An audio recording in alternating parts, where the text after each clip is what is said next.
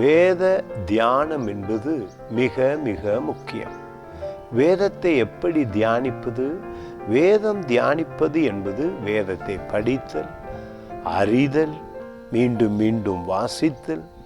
அதைவிட எல்லாவற்றுக்கும் மேலாக நாம் எதை வாசிக்கிறோமோ அதை பரிசுத்த ஆவியானவருடைய உதவியோடு கூட அதை தியானிக்க பழக வேண்டும். பாருங்கள், இந்த வசனம் சொல்லுகிறது, 55ஆம் அதிகாரம் 11வது வசனம், எப்படியே மழை பூமியை நனைத்து பூமியிலே எப்படி நல்ல பலன் வருகிறதோ அதே போல தேவனுடைய வார்த்தை வந்து உங்கள் இதயத்தை நனைக்கும் பொழுது நல்ல பலன் உண்டாகிறது. அதான் சொல்லுகிறது, அப்படியே என் வாயிலிருந்து புறப்படும் வசனமும் இருக்கும், அது வெறுமையாய் என்னிடத்திற்கு திரும்பாமல் அது நான் விரும்பினதை செய்து நான் அதை அனுப்பின காரியமாகும்படி வாய்க்கும் நடக்கும்.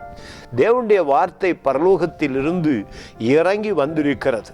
உங்கள் இருதயத்தில் நீங்கள் விசுவசித்து வாயிலை சொல்லும் பொழுது உங்களுக்கு என்ன தேவை இருக்கிறதோ, பணத்தேவை இருந்தால் அதை சந்திக்கிறது. உங்களுடைய எதிரிகளை விரட்ட வேண்டுமென்றால் அதை சந்திக்கிறது. உங்கள் குடும்பத்தை ஆசீர்வதிக்க வேண்டுமென்றால் அதை சந்திக்கிறது. இந்த நாளில் வேத வார்த்தை உங்களுடைய ஒரு அம்மாவை போல, ஒரு தகப்பனை போல, தேவனுடைய வார்த்தை என்பது கடவுளுடைய கண்கள், தேவனுடைய வார்த்தை என்பது அவருடைய கரங்கள், அவருடைய கால்கள், அவருடைய உணர்வே தான் வேத வார்த்தை. அவர் நம்மோடு நடப்பதற்கு சமானம். வேத வார்த்தை நம்மோடு இருக்கும் பொழுது அது சொல்லுகிறது, நீங்கள் உங்களுக்கு என்ன தேவை இருக்கிறதோ அந்த தேவைக்கு ஏற்ப வேத வார்த்தையை எடுத்து உங்கள் வாயிலே அறிக்கை செய்து இருதயத்திலே விசுவசிக்கும் பொழுது அற்புதம் நடக்கும் என்று சொல்லுகிறது. God bless you.